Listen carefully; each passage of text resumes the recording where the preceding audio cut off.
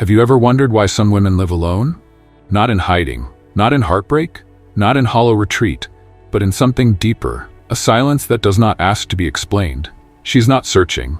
She's not circling back. She's not on pause. She's listening to herself, to the parts of her that once whispered beneath the noise, the parts that were never lost, only buried beneath the names she was given. Girlfriend, wife, good girl, savior, fantasy, all the masks she once wore to belong. But now, she has taken them off, and with every mask dropped, a truth returned. She doesn't live alone because she couldn't find someone. She lives alone because she stopped abandoning herself to be found. This is not loneliness. This is alignment. This is not emptiness. This is space, sacred, chosen, deliberate. She no longer trades her time for touch without tenderness. She no longer trades her fire for warmth that flickers and fades. She no longer walks into rooms where she must shrink to be welcomed. She does not explain her solitude. She embodies it, because she knows most wouldn't understand. The world still teaches women to measure their worth in proximity to another. Still teaches that love must be chaste, that connection must cost. But she has burned too long in the fire of performance to pretend anymore. This is not waiting. This is arrival. She has come home, not to a man, but to the marrow of her own being. And if you feel it, that strange ache in your chest, that tug behind your ribs, that whisper you've ignored when the noise is too loud, then this isn't about her. It's about you, and the part of you that knows. She didn't walk away from love. She walked away from anything that asked her to forget who she is. Carl Jung once said that the privilege of a lifetime is to become who you truly are. But what the world doesn't tell you, what no one warns you about, is that becoming who you are will cost you everything you were never meant to be. She knows that cost. The woman who lives alone didn't arrive here through ease. She arrived through fire, through disillusionment, through the unlearning of every script she was handed about what it means to be wanted, to be worthy, to be enough. She learned that love, the way it was given to her, often came dressed in dependency. That care was sometimes control wearing perfume. That affection could be a leash, and attention a transaction. And slowly the air around her became unbreathable, so she stopped breathing for others. She began breathing for herself. This is not a rebellion. This is a reclamation. She didn't just wake up one morning and choose solitude like it was a trend. She arrived at solitude the way a diver surfaces, gasping, aware now of what had been stealing her oxygen all along. And the moment she stopped trying to be chosen, everything changed. Because now, she sees. She sees the projections. The world projects onto her an image it cannot reconcile. A woman who is not waiting. A woman who does not bend to be adored. A woman who does not flinch in the absence of company. And that image unsettles, because it reflects something few are ready to face, their own fragmentation. Jung taught us that what we deny in ourselves, we project onto others. That the shadow, when unfaced, becomes a lens through which we distort reality. And the woman who lives alone becomes a canvas for that distortion. She is too much, they say. Too independent, too proud, too healed. But she's not too much, she's just whole. And wholeness, in a system built on deficit, is a kind of defiance. She no longer plays the anima in someone else's unconscious drama. The muse, the fantasy, the soft place to land. She no longer wears the costume of fixer, mother, mirror. She is not your projection. She is her own presence. And in that presence, there is no space for performance. There is only truth. And truth, especially in a woman, is not what the system is built to handle. Because the system thrives on women who seek, who stretch, who starve, who give their light to be held, who mistake chemistry for destiny and chaos for passion. But she has seen beyond that veil. She has done the shadow work, sat with the parts of herself she once exiled, the ache, the rage, the hunger, the holy no. She stopped asking those parts to sit quietly in the dark. Now they lead, now they speak, and through them she has learned that solitude is not exile. It is initiation. The initiation of individuation, Jung's path to psychological wholeness. A path not toward perfection, but toward integration. Not toward the idealized self, but toward the full self. Light and shadow, beauty and beast, softness and sword. She doesn't hide her contradictions anymore. She wears them. And because she does, she sees through the performance of others. The ones who posture strength but haven't yet met their own weakness. The ones who preach presence but live in avoidance. The ones who say I love you when what they mean is I need you to keep forgetting yourself for me. She will not forget herself again. And that knowing, it shifts the room. Not because she's loud, but because she no longer needs to speak to be felt. Her energy precedes her. Her clarity filters everything. She has become the gatekeeper of her own soul. And entry is no longer granted to those who come hungry for what they have not fed in themselves. Because she knows now, real love is not an escape from the self. It is a return to it. And anyone who comes to her must come whole, or not at all. She is not interested in being completed. She is not available for being consumed. She has burned the scripts that asked her to be small so someone else could feel big. And what rose from those ashes was not bitterness, not armor, but discernment.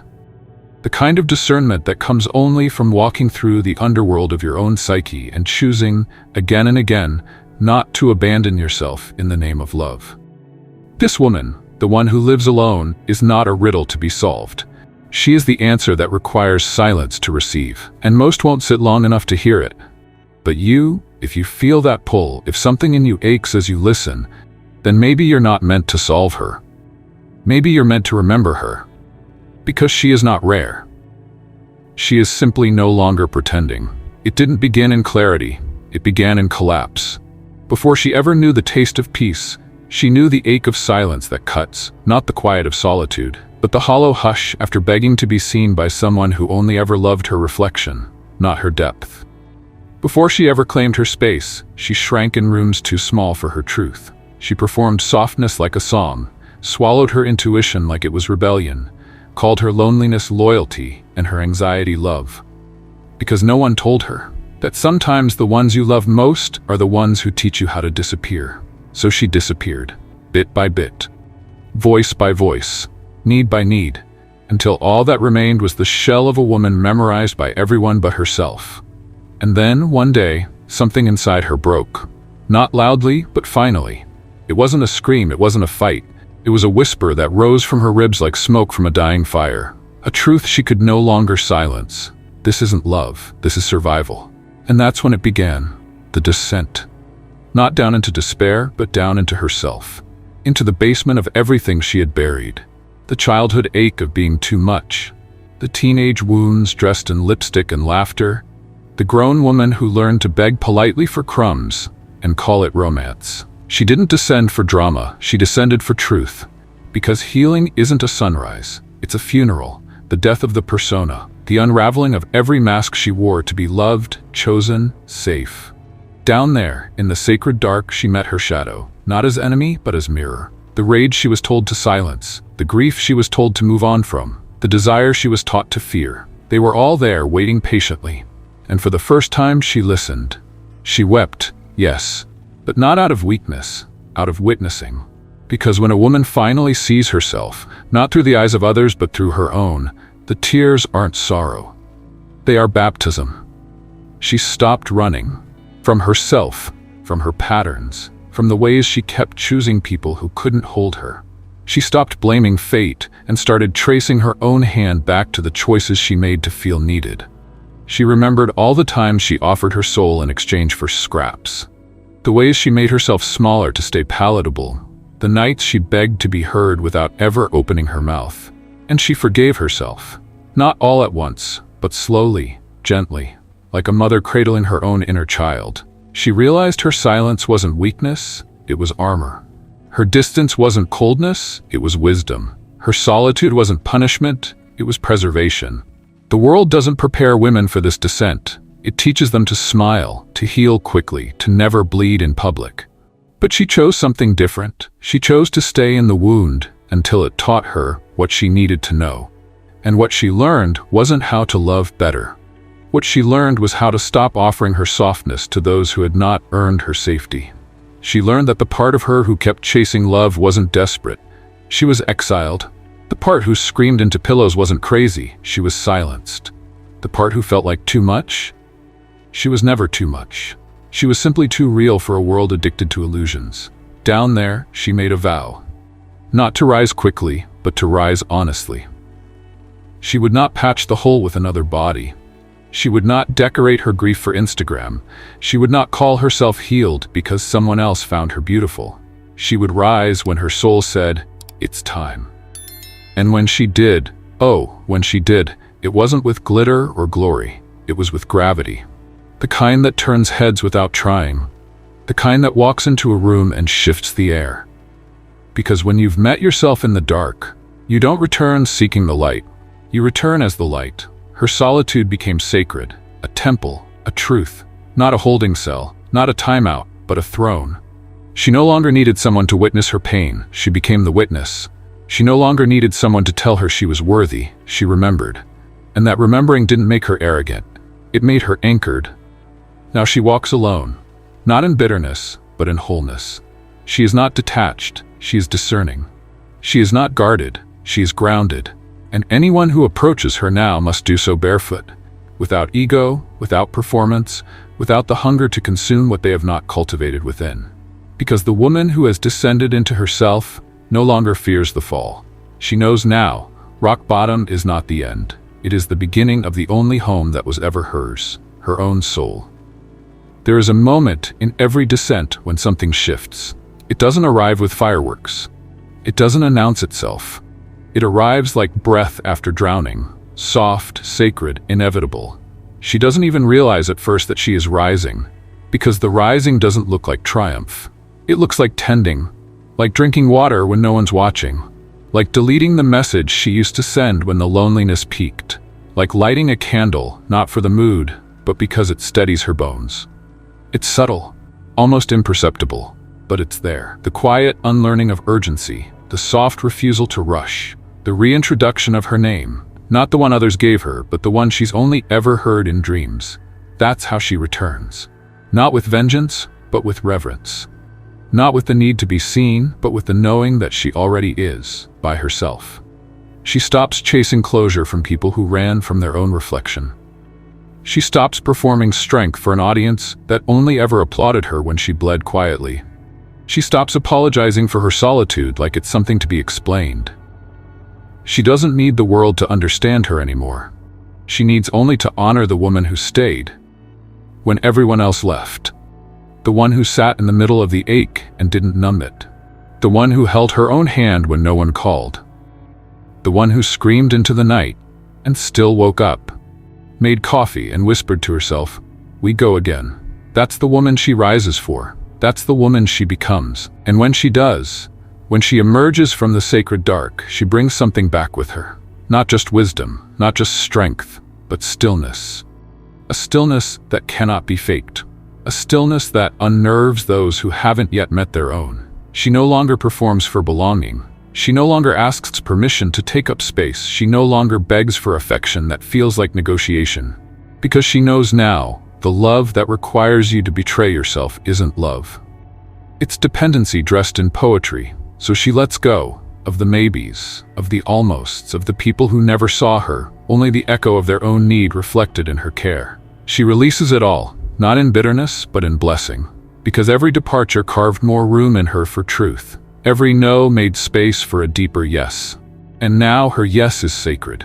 It is not given to flattery. It is not moved by masks. It is not seduced by potential or shaken by absence. It belongs to her. She walks through life now not looking for mirrors, but bringing her own. Not because she's closed, but because she's complete. Her energy is different, not louder, but denser. Rooted. You can feel it before she speaks. The kind of presence that slows time, that makes people soften their voice, that turns small talk into silence. Not the awkward kind, but the holy kind. The kind you don't want to break. She doesn't chase, not because she thinks she's better, but because she finally remembers what she's worth. And anything real will never need to be chased. She doesn't ghost, but she does vanish from places where her soul withers. Not dramatically, just gently, with a quiet closing of the door. Not to punish, but to protect. Not out of pride, but out of promise. The one she made to herself in the dark. Never again will I abandon myself for the illusion of connection.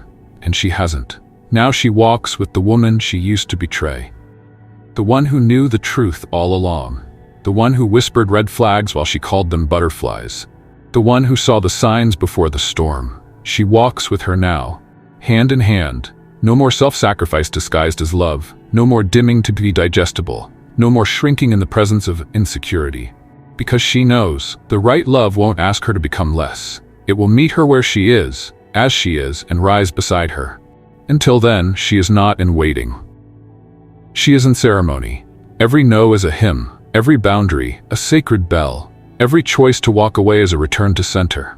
She is no longer afraid of being alone, because she is never alone. She is with herself, and in that reunion there is nothing missing. She doesn't need rescuing. She is no longer the woman who begs to be chosen. She is the woman who chooses, with eyes open, with heart whole, with soul unshaken. She is not hardened, she is clear, and her clarity, the kind earned only through dissent, is her revolution. She doesn't need to shout, she simply is. And that is more than enough. She is no longer the role she was assigned. She is the archetype that rises when women stop asking permission to exist. She is the sovereign, not because she rules over others, but because she no longer abdicates the throne within herself. She does not beg for love, she blesses it, and if it cannot hold her truth, it cannot stay. She does not fear her power anymore. She wears it like skin, natural, necessary, sacred. She is the wild woman, not reckless, but rooted, not untamed in defiance, but in devotion. She belongs to the forest of her own being, to the rivers beneath her ribs, to the silence between her breaths. And in that wildness there is no rage, only rhythm. The rhythm of a woman no longer asking the world for rhythm she can now hear in her own bones. She is the mirror, not the soft kind that flatters, but the sharp kind that reflects. In her presence, illusions dissolve, pretenses crumble. Those who meet her must meet themselves, and that is terrifying to those who have not yet faced their own shadow. But she doesn't apologize for the discomfort she brings. She understands now, to embody truth is to disturb what has lived too long in hiding. She doesn't live to be admired, she lives to be real. And real doesn't always feel good, but it is good. She no longer fits the mold because she no longer lives in reaction to it. She is not defined by romance, by marriage, by roles that once kept her bound. She's defined by presence, by awareness, by the quiet certainty that pulses through her with every step she takes in integrity. She doesn't need love that feels like rescue. She needs love that respects the ground she walks on. And if it never comes, she will not ache. She will not shrink, because she has already become the love she longed for. And in that becoming, she is free. She is not here to perform, she is not here to be chosen, she is here to remember. And in her remembrance, she becomes the woman who no longer bends, no longer begs, no longer breaks to belong. She simply walks as she is. And that changes everything. If these words stirred something in you, that's no accident. It's memory. Waking. Don't silence it. Share this. Not for virality, but because truth is contagious.